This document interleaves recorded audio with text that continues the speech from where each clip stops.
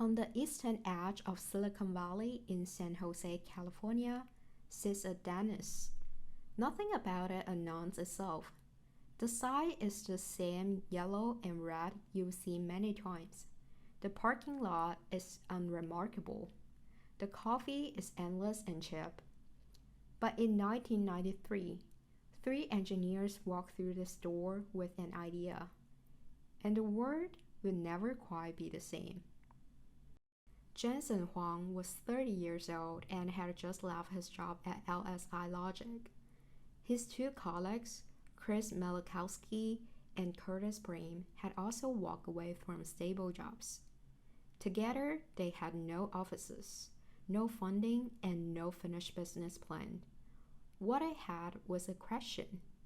What if a personal computer could play games the way an arcade machine did? The PC was everywhere by 1993. Windows 3.1 had just launched, but it was just a tool for spreadsheets and word processors. Huang and the two co-founders imagined something more. It's a personal computer, it's cost-effective, but it doesn't do anything that's fun.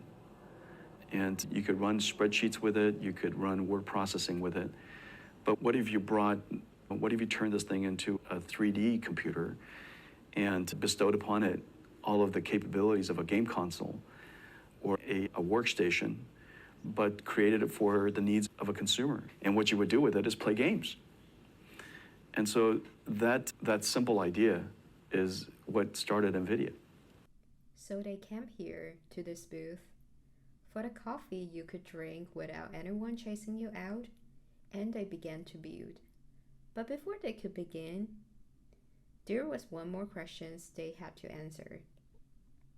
I think what you build and how you build it and how you bring it to market should be a point of important discussion in any company. If we were to build a game console, it might have been sensible for us to build a game console by ourselves, branded separately. But because we wanted to use the PC as the platform for bringing our entertainment capability to the end market, and that the PC industry already existed, it made more sense for us to encapsulate this experience somehow through technology components to all of the PC companies.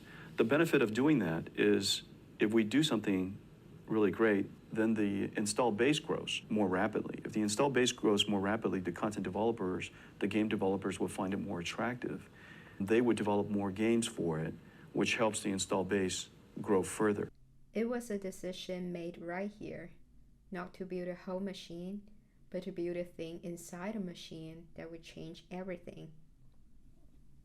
Peninsula Press reporter Julian Zhu spoke with Maria Vo, the general manager of this dentist, about a visitor to the restaurant and what she hopes this booth continues to mean for the next generation.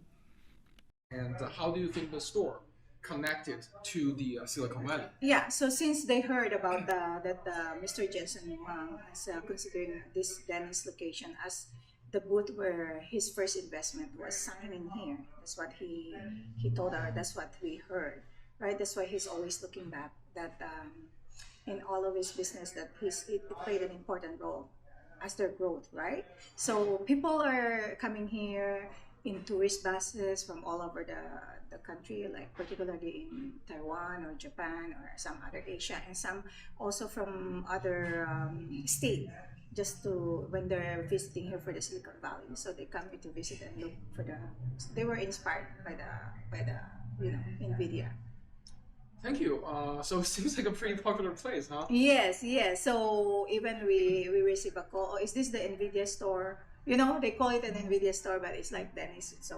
So when people come and they want to sit in this booth, of course, we already we put this on this corner so that they will have time to commemorate or to take a picture of that, right? Looking for the future as a place, specifically with the funding of one of the tech giants here at Silicon Valley, how do you think this place or this booth might inspire future generations or younger people. Yeah, since it was there and then Nvidia will be there to stay. So I think, and even it was discussed in some of the tech school or whatever, right? Just like you, how you know, right?